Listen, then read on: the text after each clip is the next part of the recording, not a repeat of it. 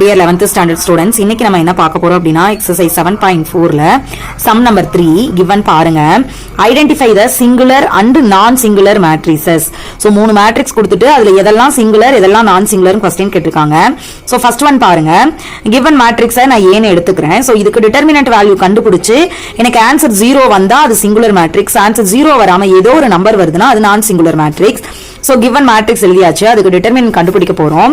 So 1 2 3 4 5 6 7 8 9.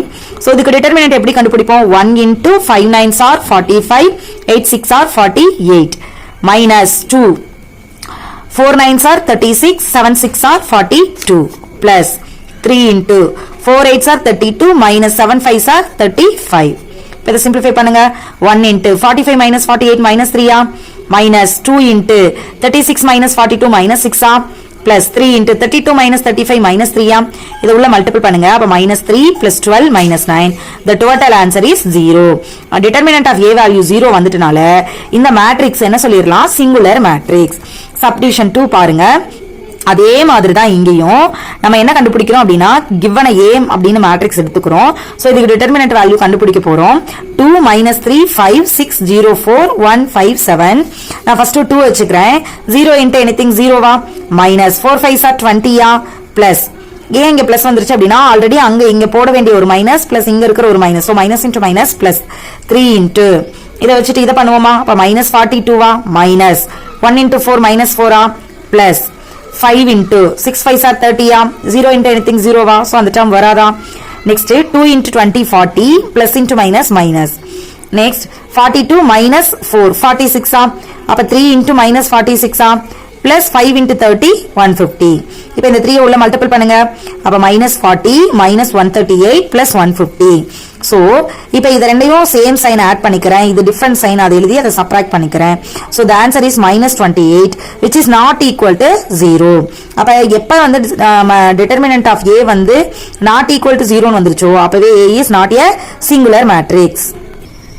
Next subdivision 3 பாருங்க. given 0 a minus b k b minus a 0 5 minus k minus 5 0. so given matrix a ன்னு எடுத்துக்கலாமா? இதுக்கு determinant கண்டுபிடிக்கணுமா? so determinant a equal to determinant of given matrix. இப்போ இதுக்கு determinant கண்டுபிடிப்போம்னா என்ன பண்ணுவோம்? first 0 into anything 0. அதனால நான் இதுக்கு 0 மட்டும் போட்டுட்டேன்.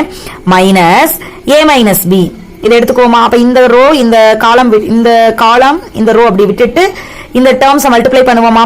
அப்ப 0 into anything 0 தானே, மைனஸ் 5 into k 5k. இங்க ஒரு மைனஸ் இருக்கு, இந்த மைனஸும் அந்த மைனஸும் சேர்ந்து பிளஸ் மாறிடும். Plus k into minus 5 into b minus a வா. அடுத்த டேர்ம்ல பாருங்க 0 into anything 0. சோ அதனால 0 ஆயிடும். இப்ப இந்த 5k வை உள்ள மல்டிபிள் பண்ணுங்க. 5k ஏன் கிடைக்கும்? இங்க ஒரு மைனஸ் இங்க ஒரு plus. So minus 5ka. Next இந்த மைனஸும் பிளஸ் ஆயிடுச்சு. 5kb. நெக்ஸ்ட் இந்த மைனஸும் இந்த பியும் இந்த பிளஸும் சேரும்போது minus 5kb plus minus into minus plus 5ka. So இப்ப பாருங்க இது பாசிட்டிவ் இது நெகட்டிவ் இது பாசிட்டிவ் கேன்சல் ஆயிருமா? இது நெகட்டிவ் இது பாசிட்டிவ் கேன்சல் ஆயிருமா? the answer is 0. so determinant of A equal to 0.